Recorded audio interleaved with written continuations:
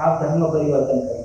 उनका आरोप है कि हर महीने इनको 1000 रुपये देते हैं, और दूसरी बात है मकान बनाने के लिए पैसे देते हैं ये, और दूसरी बात है उनके बच्चों की पढ़ाई के लिए पैसे देते हैं, ऐसा उनका आरोप है।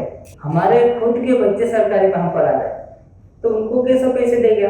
एक गांव का सरपंच का लड़का है, वो आरएसएस से जुड़ा हुआ है। बोला कि तू कहाँ धर्मांतरण करवाने गया था? मैंने बोला भाई मैं कहीं धर्मांतरण करवाने नहीं गया था, मैं सचिन के पास गया था, और सचिन के पास वो कागज देने के बाद मैं मेरे घर जा रहा हूँ। वो गाली गलौज करने लग गया। उसके बाद बोले जय श्री राम बोल, नहीं बोलेगा तब तक तुझे मारूंगा। मैंने बोला भाई अगर आप मुझे प्रेम से अभिवादन करते हो तो मैं बोल दूंगा, उसमें कोई गलती और पाप नहीं है, पर आप मुझे अगर जबरदस्ती बुलवाते हो मैं नहीं बोलूँगा। अंदर से कभी भी ऐसा मुझे नहीं होगा कि मैं प्रभु यीशु मसीह को छोड़ दूँ, मेरे साथ इतना बीत रहा है मैं छोड़ दूँ, ऐसा मेरे अंदर से कभी भी आज तक नहीं है। और मैं छोड़ूंगा नहीं, मैं क्या नहीं छोड़ू, मुझे उसने पकड़ लिया। 2021 के अंदर भी मैं जेल में गया था। जैसे ही अंदर जाते हैं वो कैदियों के द्वारा वो हमारे ऊपर क्या है टॉर्चर करवाते हैं, मारते भी हैं, क्योंकि तुम हमारे मतलब भारत को बिगाड़ रहे हैं, ये भारत का यीशु मसीह नहीं है। लेकिन जेल में जो हुआ वो बहुत कष्टदायक वो था, बहुत तकलीफ।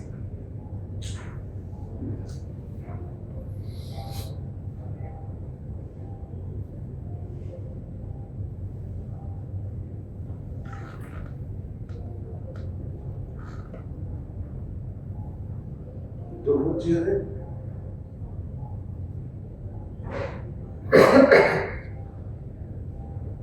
जब याद करते हैं तो वो शब्दों के जरिए। नमस्कार दोस्तों, मेरा नाम हैदर अब्बास नकवी है और आप लोग मुझको इस वक्त दा स्वतंत्र पर देख रहे हैं। पिछले कुछ सालों में जिस तरह से देश में अल्पसंख्यकों पर हमले हो रहे हैं वो एक चिंता का विषय है। देश का संविधान सबको बराबर का हक देता है, लेकिन ख़बरें जो मेन स्ट्रीम मीडिया पर नहीं आती हैं और जो छुपा दी जाती हैं वो ये हैं कि अल्पसंख्यकों पर, मुसलमानों और क्रिश्चनों पर और दूसरे भी समुदायों पर लगातार हमले हो रहे हैं और उनका शोषण और प्रताड़ना दी जा रही है। आज हम जो जहाँ पर हैं यहाँ पर भी मोहब्बत कारवां ने अभी उड़ीसा हाल में गई है, वहाँ पर देखा कि किस तरह से क्रिश्चियन कम्युनिटी के साथ अत्याचार हो रहा है और साथ में मध्य प्रदेश और छत्तीसगढ़ में आदिवासी क्रिश्चियनों के साथ क्या हो रहा है उस पर बात हो रही है। आइए समझते हैं कि क्या समस्या है और क्या देश की माइनॉरिटी फेस कर रही है। दोस्तों सलाम, नमस्ते, जिंदाबाद।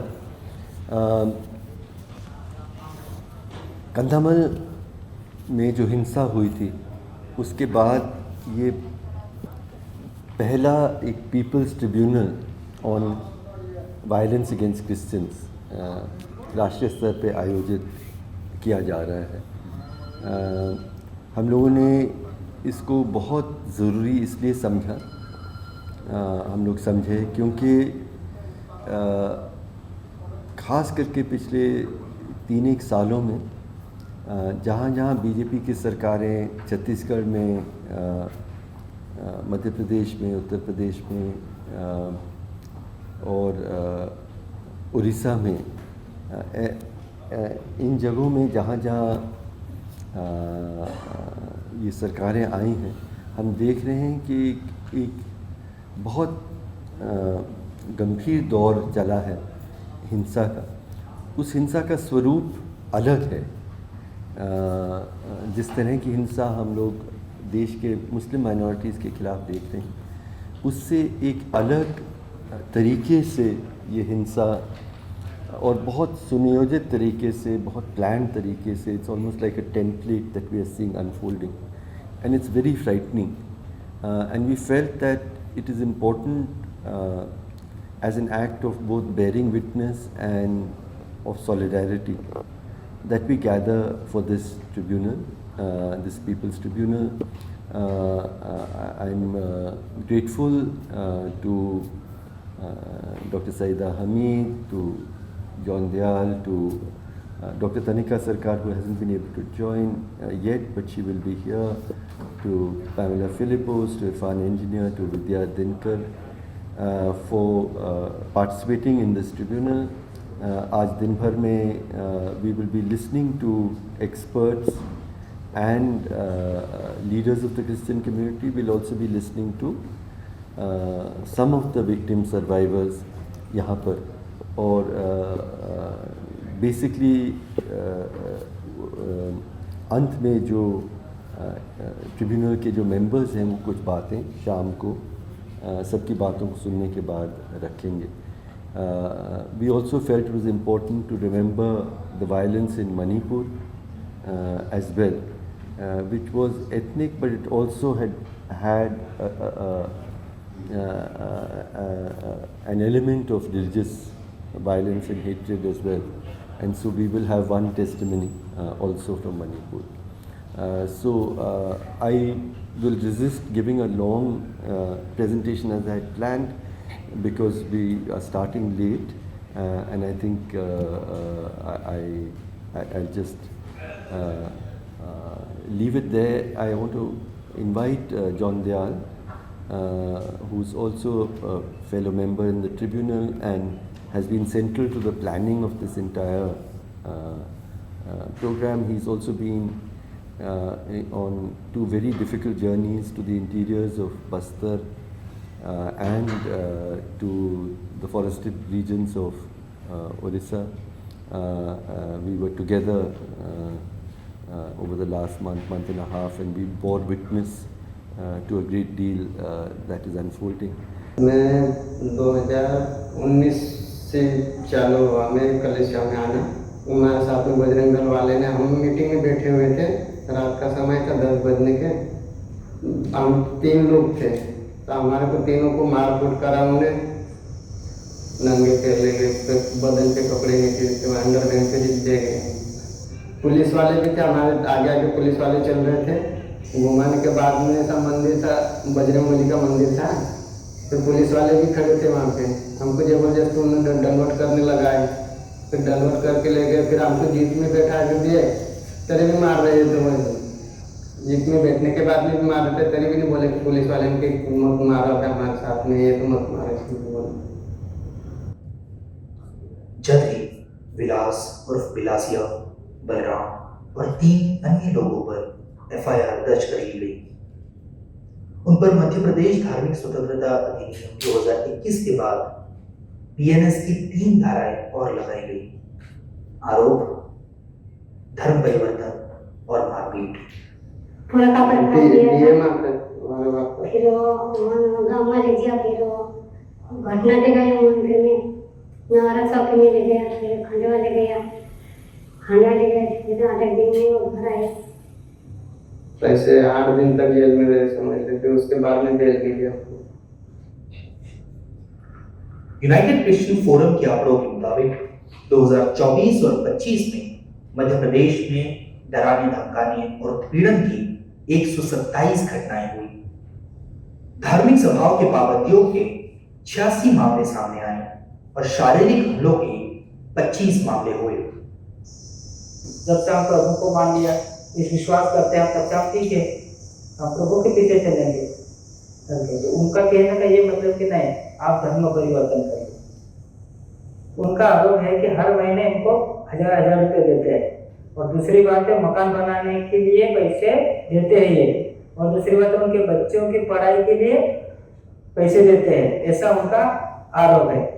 लेकिन हमारा कहने का मतलब है कि हमारे खुद के बच्चे सरकारी में हम पढ़ा रहे हैं, तो उनको कैसे पैसे देगा? हम मजदूरी करके हम प्रभु की सेवा कर रहे हैं, घर बार चला रहे हैं. हमको तो कोई किसी ने तनख्वाह नहीं देते हैं, तो ऐसा नहीं हो सकता ना. हमारे पास खुद के पास पैसे नहीं. जैसे अपन उनके जैसे नहीं बन सकते ना, भाई मारपीट नहीं कर सकते ना अपन क्या उनके जैसे नहीं बन सकते ना. उसके लिए तो वो लोग ऐसे फायदा उठाते हैं. उनको दुख होता है तो अगर आप लोग को क्या पता कि उनको, वो लोगों को क्या इतना गुस्सा आता है अपने को देख के. क्या मालूम.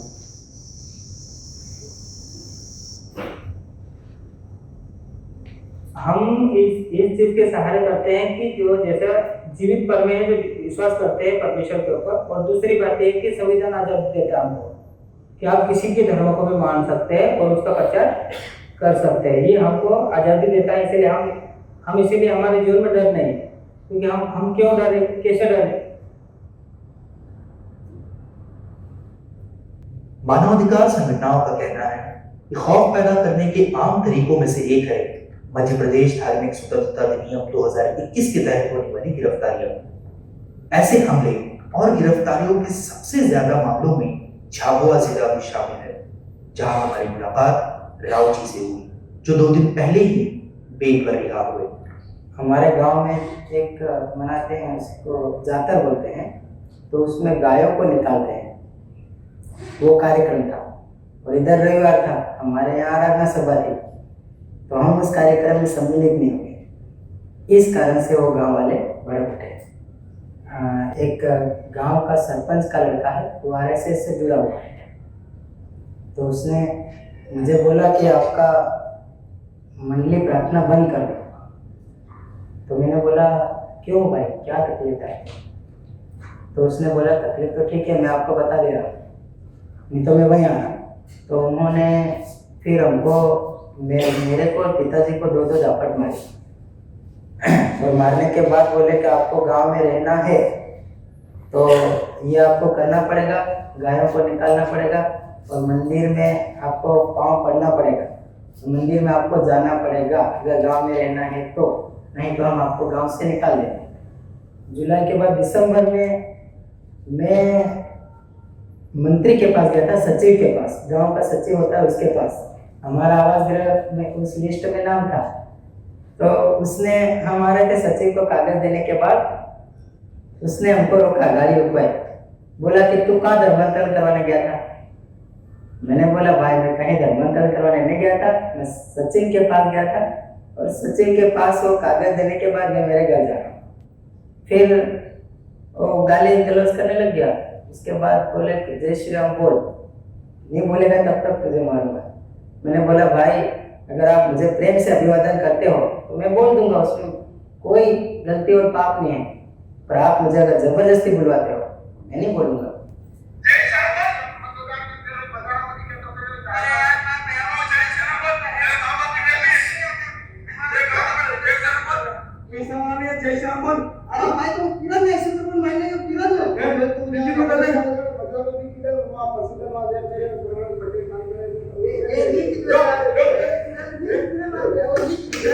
थोड़ा अब मनुष्य का स्वभाव है तो डर आ जाता है, और अंदर से कभी भी ऐसा मुझे नहीं होगा कि मैं प्रभु यीशु मसीह को छोड़ दूँ, मेरे साथ इतना बीत रहा है मैं छोड़ दूँ, ऐसा मेरे अंदर से कभी भी आज तक नहीं है।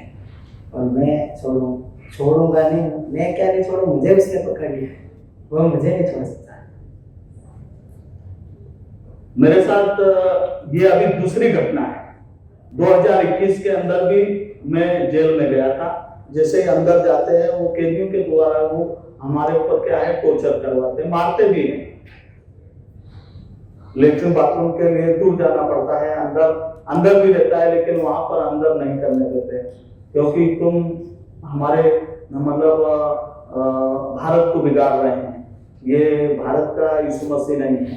आरती के लिए उठाते हैं, मैं चल नहीं पाता हूँ, फिर भी मेरे को झाड़ू लगाना, मतलब जैसे पाँव खड़ा भी नहीं हो सकता, बैठे झाड़ू वहां पे सुबह शाम लगवाते हैं। ये जैसे मैं उसी घर से विश्वासी के घर में प्रार्थना करके जैसे निकल रहा था, और पास में थोड़ा सा हमने गाड़ी स्टार्ट किया, और मतलब 10 कदम वो लोग इकट्ठे हो रहे थे, हमको मालूम नहीं था क्योंकि विरोधी का घर वहाँ पास में ही था। और जैसे ही हम वहाँ से प्रार्थना करके निकले तो उन्होंने वैसे ही हमारे ऊपर वार कर दिया।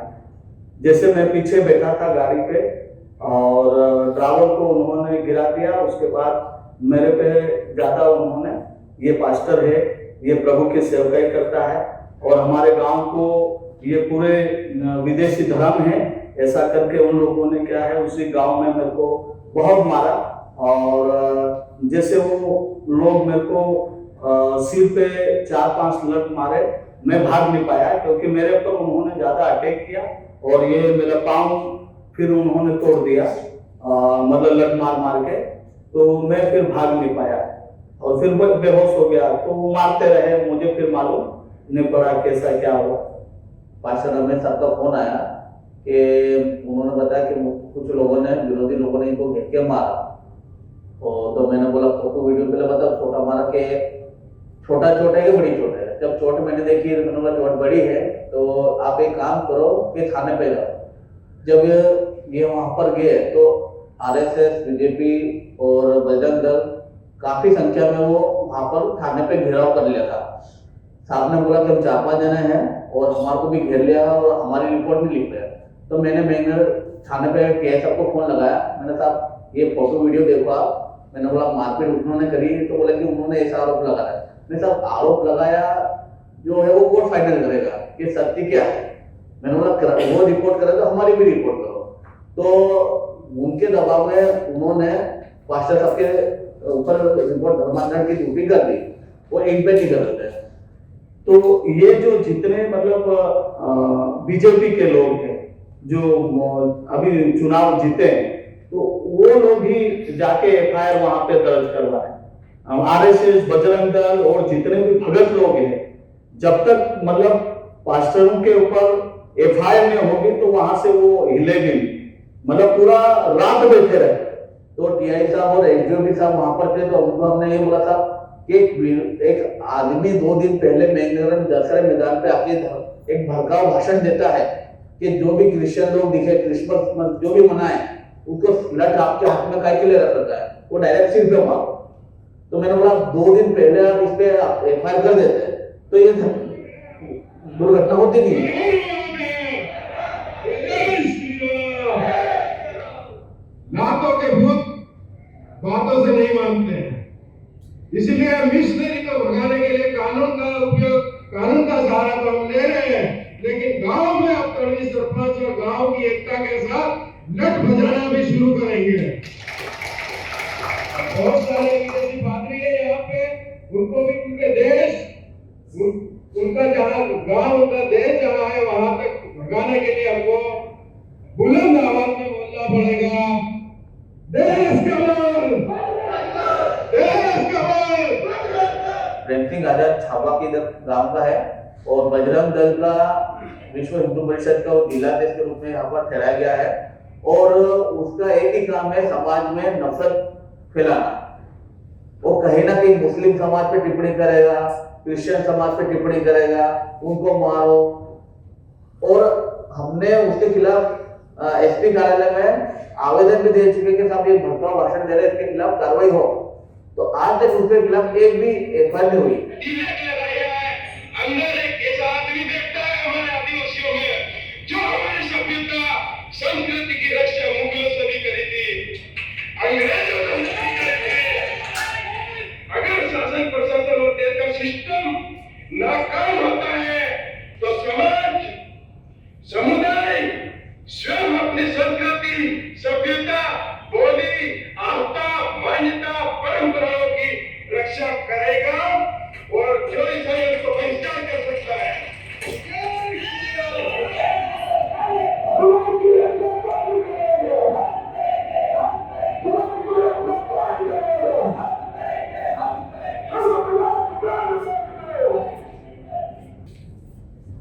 रोनाला करके, जो शांति रोनाला करके गांव है, वहाँ पर हम लोग मीटिंग चल रही थी और उस दरम्यान कुछ लोग आए जो आरएसएस के लोग थे और विश्व हिंदू परिषद के और अन्य दल के कुछ लोग आए थे।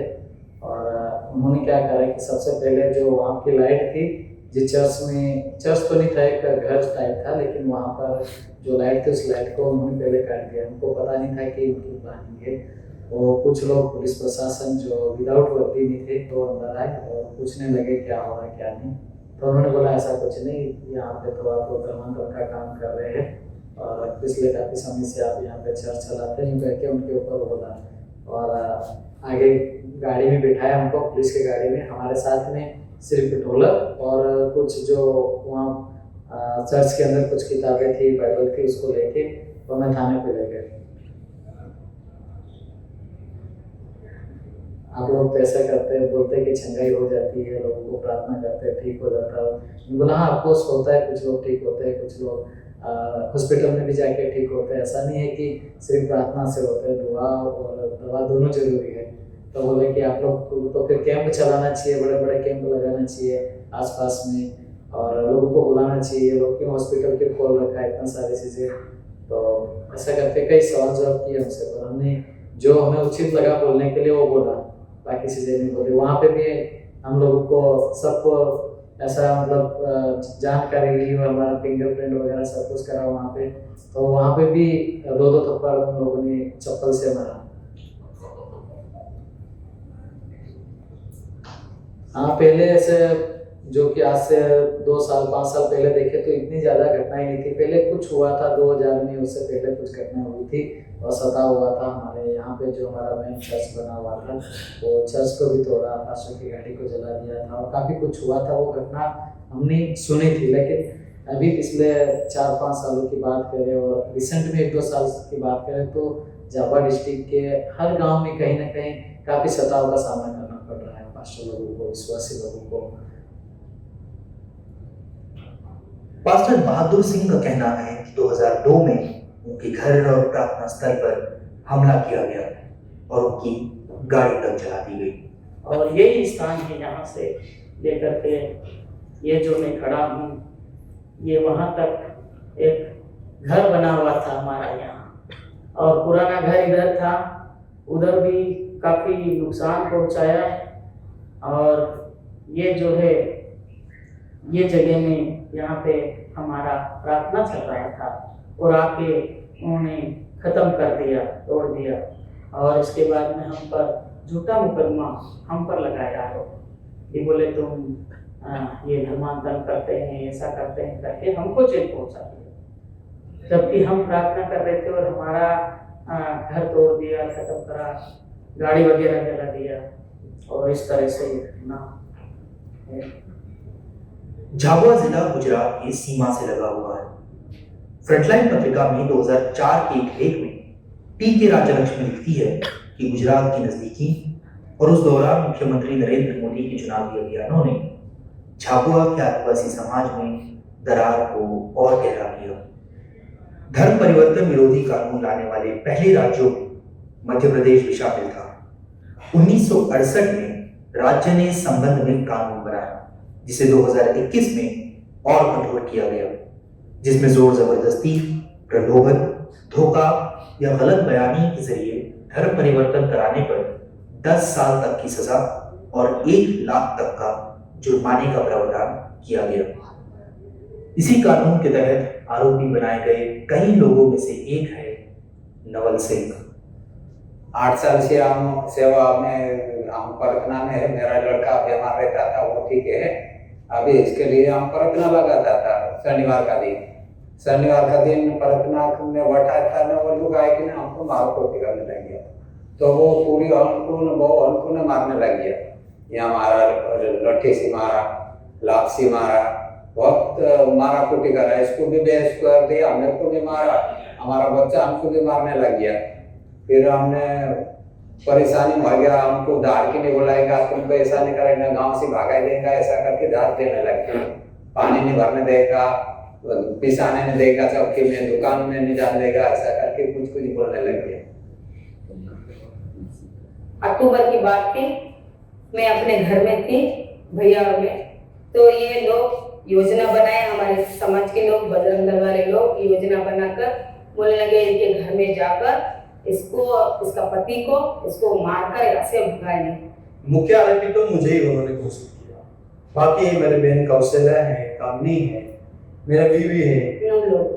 उसमें पूरा कितने सिस्टर लोग थे? 8 थे। नहीं, मुझे फिर इनको, फिर कौशल्या को, कामनी को और बाकी दूसरे बहन लोगों में ऐसा डाल दिया। 9 लोग थे और उसमें 3 बच्चे भी थे, छोटे छोटे बच्चे माओ के साथ थे। 3 छोटे छोटे बच्चे भी जेल में हमारे साथ थे।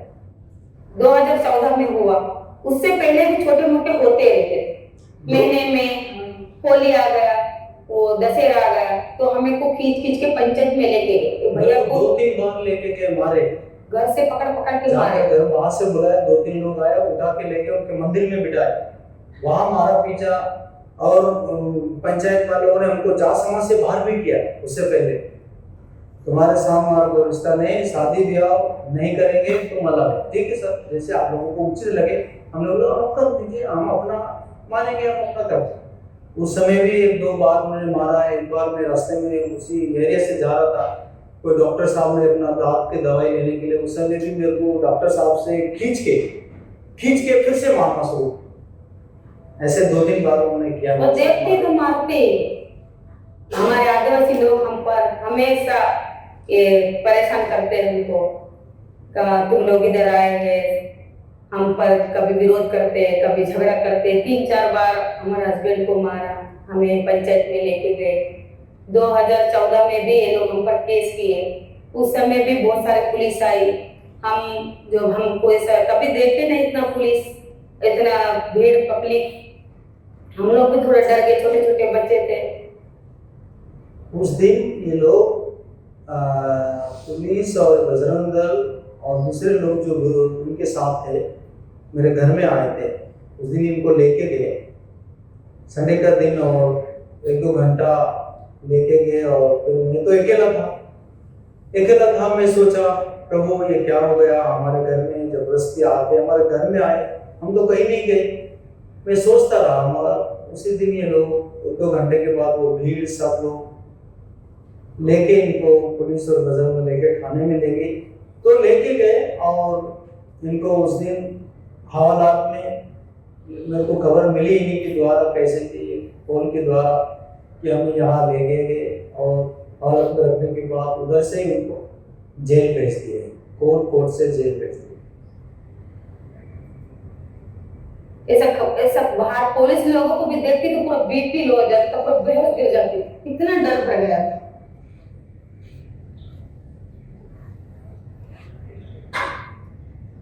सबसे बड़ी बात तो ये कि हम आदिवासी लोग को हिंदू घोषित करके ये हमारा धर्म परिवर्तन करने की कोशिश करते हैं। पंचायत जो ग्राम सभा है उन्होंने भी प्रेशर डाला, सब लोग इकट्ठे हो करके उनको बुलाते हैं और जबरदस्ती उनके ऊपर माला डालते हैं और तिलक लगाते हैं, वीडियो शूट करते हैं और कहते हैं कि इन लोगों ने घर वापसी किया है। अब इन लोगों ने फिर से अपने इसमें धर्म में ये लोग आ गए जबरदस्ती, और जो लोग नहीं जाते उनको लोग प्रेशर डालते हैं, उनको मारने की धमकी देते हैं कि भाई तुम्हारा जो घर है ये यहाँ से तोड़ा जाएगा, जला दिया जाएगा, तुम्हारा रास्ता बंद कर दिया जाएगा, तुमको समाज से निकाल दिया जाएगा, तुमको यहाँ से बेदखल किया जाएगा, आपकी संपत्ति जो है वो सब छीन लेंगे। और ऐसा करके बहुत सारे सब दबाव डाला उन लोगों के ऊपर, जबरदस्ती ले जाया गया और पंचायतों में जाकर के उनके साथ में ऐसा बर्ताव उन लोगों ने किया। हमारे घर की जो महिलाएं थी उनको क्या है, बच्चों को ले करके रात में इधर उधर पहाड़ों में वो भी भागी, वो बहुत सारे उनको परेशान किया। उस समय में प्रशासन ने भी बिना टाइम से जाकर के भी रात में हुआ, ये एक दिन नहीं हुआ, ये तो लगातार करीबन 4 महीने तक ऐसा परेशान, इतना परेशान किया हमारे परिवार को भी कि हद से भी ज्यादा। और हमारे परिवार में से कुछ लोगों को भी, पुरुषों को भी उठा करके जेल में डाला उन लोगों ने।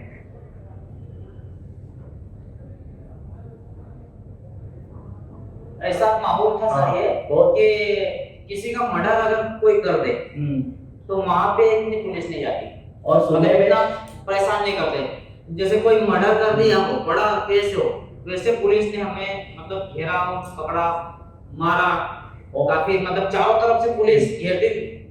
उधर से भी आती थी पुलिस, इधर से भी गाड़ी भर के आती, इधर से भी गाड़ी भर के आती। और ऐसे पत्थर जो है वो पत्थर जैसे ऐसे झाड़ियों में वो सब मिल करके लोग एक साथ में पत्थर मारते थे, कभी मिल जाए ना कुछ हो जाए तो खत्म थे। नदी है करीब 500 फीट गहरी नदी है, खाई है, उस खाई में भागते थे।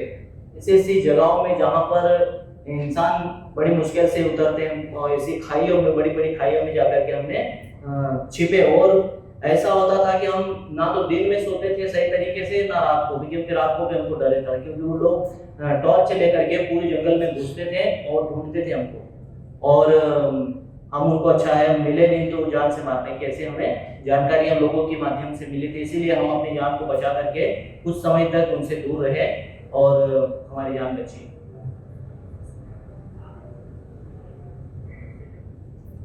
मैं हिंदू परिवार से बिलोंग करती हूँ। मैं कन्वर्टेड क्रिश्चियन हूँ, इंग्लिश टीचर हूँ, पढ़ाती हूँ इस गाँव में। 2022 में सो हमने एक मीटिंग रखी थी। उस दिन ऐसा हुआ था ब्रदर कि अचानक से जब हम प्रार्थना चला रहे थे, बहुत सारे लोग अचानक से आ गए वहाँ पे, तमाशा करने लग गए। पूरे ढेर सारे 40-50 लड़के ही पूरे सब आ गए थे। उस ग्राउंड में मैं अकेले खड़ी थी, 2 पुलिस आई थी ग्राउंड में, वो पूछ रहे थे। तो मैंने तुरंत लेटर निकाल के दिखाया कि sir we two permission, SDM कार्यालय से आपको परमिशन मिली है, ये आप देखिए। तो उन्होंने लेटर लिया, पढ़ने के बाद उन्होंने बोला कि मैडम हाँ हमारी नौकरी का सवाल है, हम कुछ कर नहीं सकते हैं, तो आप जल्दी से ये ग्राउंड खाली कर दो और जल्दी जल्दी सब बंद कर दो, आप भी अपना घर चले जाओ। फिर मैंने कहा सर खाना खा रहे हैं, खाना भी नहीं खाने दे रहे, खाना भी खराब कर रहे हैं। बोले मैडम हम कुछ नहीं कर सकते, ऊपर से हमारे ऊपर बहुत प्रेशर आ रही है, ऐसा उन्होंने कहा। ऊपर से ऊपर दबाव है, नौकरी का सवाल है, हम कुछ नहीं कर सकते। कुछ देर के बाद दोनों पुलिस चले गए ब्रदर। फिर उन लोग सब थोड़ी देर के बाद इधर उधर हो गए। उसके बाद मैं जल्दी भाग के वहाँ से मैं आंटी के घर पे आई। तो आंटी के घर के पास में इतने सारे बाइक, पूरे बजरंग दल वाले जोर से नारे लगा रहे, राम के नारे लगा रहे और बोल रहे हैं कि हम घर जला देंगे और गाड़ियाँ जला देंगे, ऐसे ऐसे करके खूब सारी धमकियाँ दे रहे थे। टॉर्च जल रहे हैं अंधेरे में और उन लोग लाठियाँ ले लेके ऐसे ऐसे कर रहे हैं, डराती है और बोल रहे हैं कि निकलो बाहर, आज तुम लोग को हम टुकड़े टुकड़े करेंगे, ऐसा धमकियाँ दे रहे थे। पुलासा में रैली निकल रही है और न्यूज़पेपर में आ गया कि ऐसा धर्म परिवर्तन कर दें, जब केस हुआ था ब्रदर 2022 में। सो इन लोगों ने, सारे बजरंग दल वालों ने पुलिस स्टेशन में जाके एफआईआर दर्ज किया। 12-13 लड़कों ने मिल करके हमारे ऊपर जो है धर्मांतरण का आरोप लगाकर हम पर केस किया पुलिस स्टेशन में। जमानत की कोशिश में सौम्या खंडवा और इंदौर गई, लेकिन उनकी अर्जी खारिज होती रही। घर लौटने के बाद उन्हें खतरा महसूस होता रहा। उन्होंने तब घर छोड़ने का फैसला किया। मैं रेलवे स्टेशन चली गई थी ब्रदर। रेलवे स्टेशन जैसे गए, सो 1 नंबर प्लेटफॉर्म पे एक गाड़ी खड़ी थी। वो ट्रेन कहाँ जा रहा है मुझे नहीं मालूम था ब्रदर। फिर बैठ के बिना टिकट का बैठ गई थी। तो वॉशरूम के पास में वॉशरूम होता ना, बहुत गंदगी से भर गया था। वो पूरा गंदा पानी मेरे पे गिर के पूरा में आधा गीली हो गई। तब भी मैंने प्रभु से फिर मैंने रोया, मैंने बोला प्रभु लड़के पूरे मेरे पीछे लग गए और मैं इतना स्ट्रगल कर रही हूँ, आप कुछ भी नहीं कर रहे हो, मैंने क्या गलत किया है। मैं जब चली गई रेलवे स्टेशन पे बैठी रही ब्रदर बेगर्स के साथ में, क्योंकि कहाँ जाऊँ समझ में नहीं आ रहा था। तो मुझे बहुत भूख भी लगी थी और क्या करूँ समझ नहीं आ रहा था। बेगर्स के साथ इसलिए बैठी क्योंकि मेरे पास टिकट नहीं था, ताकि पहचाने नहीं टीटी। वहाँ से फिर मैं चलने वाला गाड़ी में बैठ गई। कई राज्यों में शरण लेने के बाद सौम्या 2023 में घर लौटी।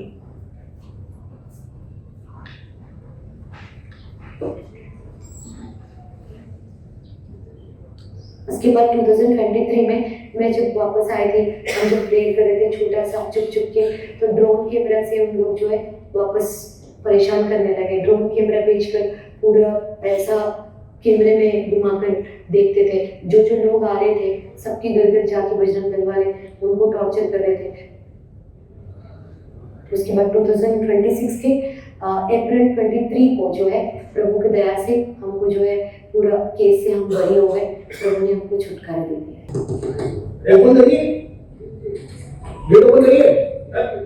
ये इस तरह का माहौल है यहाँ पर, ये घर है, यहाँ ये इस तरह की कोई कार्रवाई चलती है। मध्य प्रदेश के सीहोर में अगस्त 2025 की एक प्रार्थना सभा के दौरान बजरंग दल के कुछ सदस्य जब्बार खान के घर में घुस आए। जब्बार खान कहाँ है? कहाँ पर? इधर आते ही क्या कार्रवाई होगी आपके चल रही? प्रार्थना कर रहे हैं सर। किसकी प्रार्थना कर रहे हैं? परमेश्वर की प्रार्थना कर रहे हैं। किसकी? क्या नाम है? मैं तो बोल रहा हूँ उसको लाइव चलाना है। आप आए और भी कैमरे चलाते हैं। अरे ठीक है, मैं आपको बता रहा हूँ। यहाँ पर आते हैं? हाँ, में धर्म परिवर्तन कर दिया जाए। प्रभु यीशु मसीह किसी का धर्म नहीं बदलता है, वो पापी को पवित्र करता है।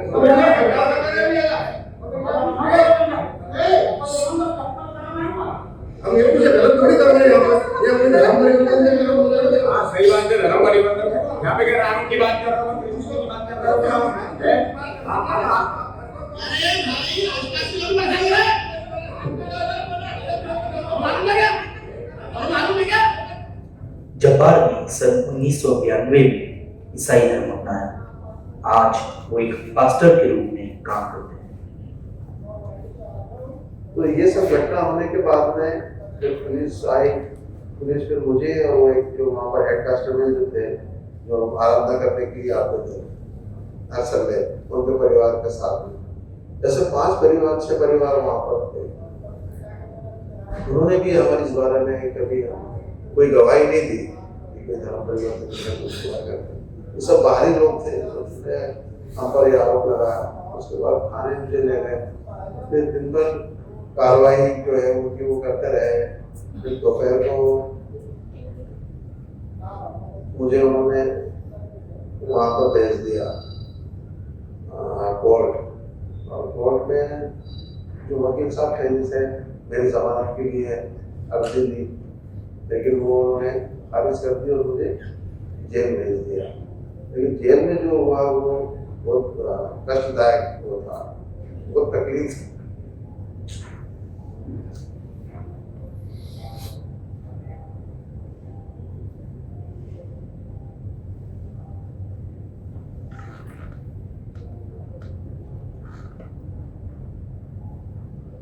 तो वो चीजें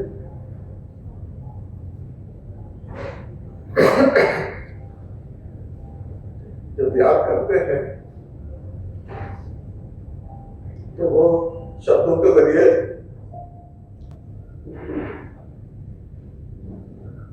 बोलना बहुत कठिन होता है।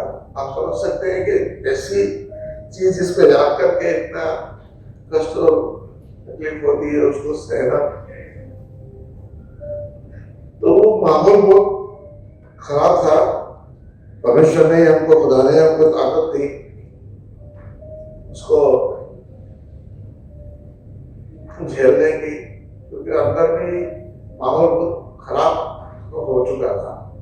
जब्बार की गिरफ्तारी के बाद सीहोर पुलिस ने कांस्टेबल अहिरवार को निलंबित कर दिया और उनके खिलाफ मिसकंडक्ट और कर्तव्य में लापरवाही के आरोप को लेकर इंक्वायरी शुरू कर दी। एक हफ्ते बाद स्थानीय प्रशासन ने जब्बार खान का घर, जहां प्रार्थना सभा चल रही थी, उसे ध्वस्त कर दिया। जेल जाने के बाद मुझे आमुस ने आकर बताया था कि वो एक नोटिस अपने घर पर लगा कर गए, तो सारे डॉक्यूमेंट जो है मेरा बेटा वहाँ पर लेकर गया, उन्होंने देखा भी उसको, और लेकिन उन्होंने कुछ नहीं किया और उन्होंने ऑर्डर निकाल दिया कि इसको घर को हम तोड़ेंगे करके। तो स्टे ऑर्डर भी ले लिया, स्टे ऑर्डर ले लिया और उन्होंने बोला कि इसकी जो ऊपर का फ्लोर है इसकी परमिशन नहीं है। तो परमिशन के लिए भी वहाँ पर अप्लाई कर दिया, पैसा भी जमा कर दिया। ये सारे डॉक्यूमेंट लेकर जब ऑफिस गए तो उन्होंने उसको लेने से इनकार कर दिया और बहाना बनाकर, जैसा वो 3 बजे आएंगे सीओ के साथ और 11 बजे वो लोग बुलडोजर लेकर आ गए और हमारे घर को गिरा दिया। हमारा नुकसान तो अगर घर का अगर देखा जाए तो कम से कम 30 लाख रुपए का नुकसान हुआ, क्योंकि घर रहने लायक वो रखा ही नहीं। अगर हमने उसको बनाने के लिए अगर किया है तो इंजीनियर का कहना ये है कि बुलडोजर लगने से इसकी जो फाउंडेशन जो है ना वो तक इसमें हिल गया है। तो इसको अगर रिपेयर तो कर सकते हैं, लेकिन कहाँ से इसमें सीपेज होगा, ये सीपेज के बाद में ये घर गिरेगा या नहीं गिरेगा, उनकी कोई इसमें गारंटी नहीं है। तो ये है कि उसको उस घर को फिर से करीब ही बनाना पड़ेगा। यूनाइटेड क्रिश्चियन फोरम के डेटा के मुताबिक 2025 में पूरे भारत में ईसाई समुदाय के खिलाफ संपत्ति को नुकसान पहुंचाने के 55 मामले सामने आए। इनमें से कई मामलों में मुख्य आरोप आदिवासियों को लालच देकर धर्म परिवर्तन कराने का था। हाँ, धर्मांतरण करा था, तुम ऐसा करता था, तुम ऐसा करता था, हमारा तो दाढ़ी के धुंधा करके पेट भर गया, हम कहाँ से देगा? तुम्हारा पास्टर देता है, बोले पास्टर को तो आने जाने का किराया हम देता है भाई 50-10 रुपया का ये ना, हम कहा तो तुमको ऐसा पैसा दे देगा, कहाँ से पैसा है हमारे पास? तुमको कोई देता है, कौन देगा हमको? हम तो खुद ही तो भाई प्रभु का नाम लेता है ना, कमाई के खाता है, प्रभु हमको आशीष देता है। Good morning. First of all, my apologies. I'm totally dependent on taxis. And today is a Monday after a very long weekend. So everybody has to register in his office on time. And all of them will be late. Such is fate. Mine is a difficult job because we are in a Christian persecution tribunal. But it is my belief that no Christian in India can be safe unless every Muslim in India is safe, unless every Sikh in India is safe, Dalit is safe, tribal is safe. You cannot be safe, nobody can be safe in a dangerous ecosystem, in a murderous environment. We must begin with that premise. Long years ago in the Constituent Assembly, Father D'Souza, a Jesuit priest and a nominated member, in a way, of the Constituent Assembly, recognized this. It was a partition, lots of violence. But even then he spoke in the Constituent Assembly saying, Christians do not need special privileges. They need no reservation in jobs. They need no reservation in parliament. They need nothing special other than is available to Muslims, Buddhists, Dalits, Sikhs. And therefore, the Constitution of India has nothing in it for Christians. No mention, as fact, about Christians in the Constitution of India till the National Minority Commission was set up and the name Christians entered the lexicon. Which is not to say that things have been hunky-dory. A few months after the Constitution was promulgated in 1950, government passed the Presidential Order 1950, later amended to Article 351, Part 3. It says that all preferential treatment given to Dalits, victims of persecution for 3,000 years, will henceforth be given only to those Dalits who remain in India, in Hinduism. Anybody who leaves Hinduism to become a Muslim, to become a Christian, to become a Sikh, to become a Buddhist, would be denied those things. Sikhs and Buddhists later fought and got it at a very heavy price. To be able to be equated with Hindus, in many ways they were to forego the independence of being Sikhs and Buddhists. A loophole that the RSS exploits to the full, saying they are arms or wings of Hinduism. But that's politics. 1956, Ravi Shankar Shukla, Chief Minister of the Central Provinces, now Madhya Pradesh, suddenly discovered that missionaries existed in his state and were possibly converting Christians. He set up a commission of inquiry into the activities of Christian missionaries in the forested areas of India.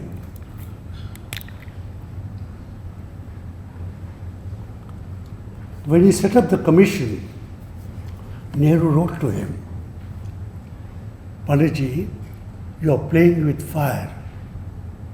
And indeed he was playing with fire because he discovered funny things. The commission discovered that missionaries go to forest areas carrying a statue of Hanumana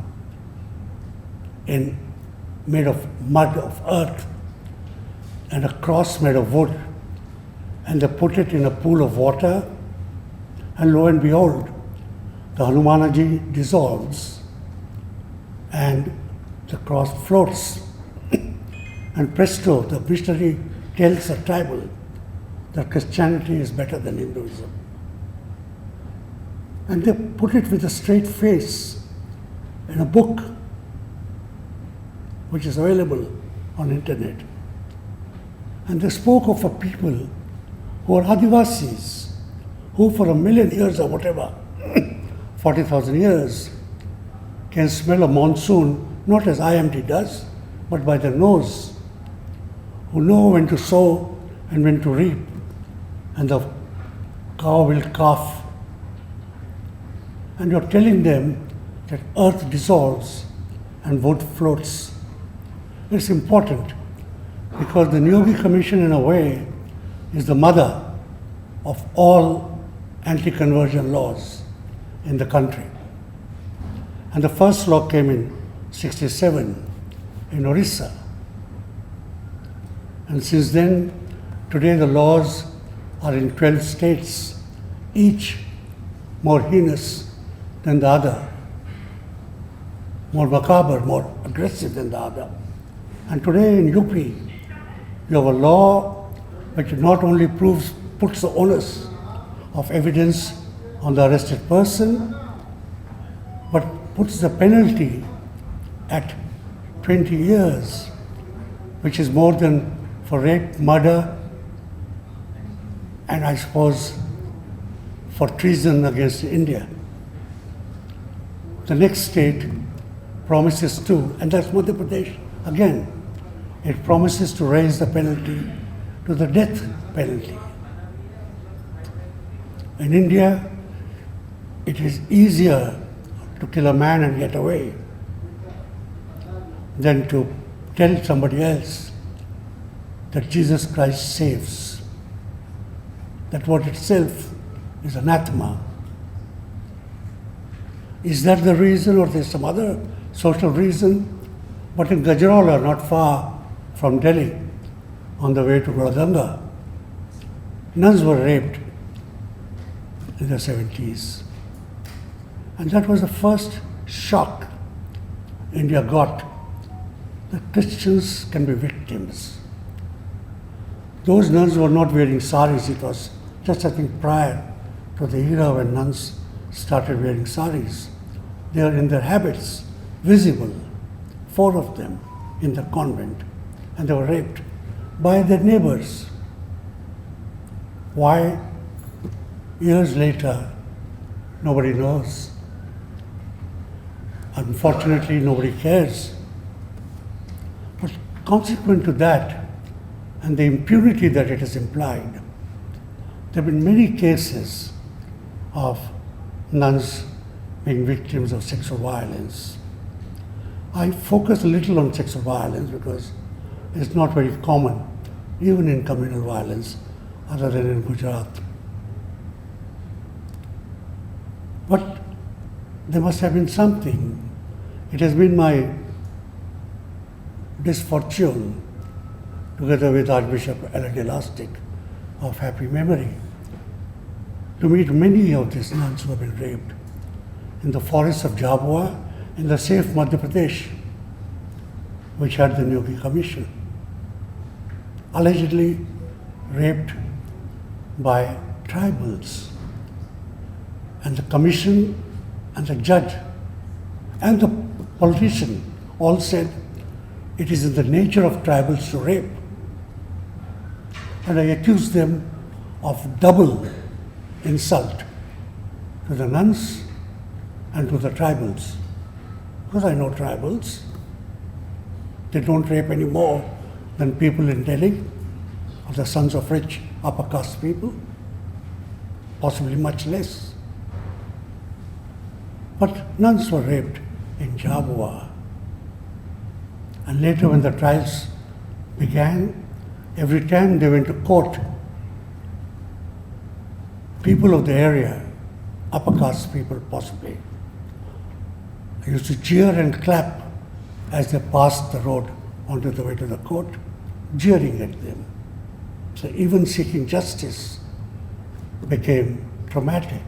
And that too, please remember. Consequently, there have been many other cases. I'll skip to 2007 and 2008 when Kandhamal erupted. I am a part-time forced historian of Christian history.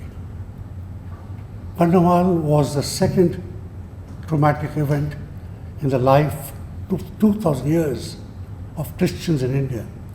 The first was when the great Tipu Sultan, for political reasons, abducted 80,000 Mangalorians and marched them to Srirangapatnam. 20,000 survived.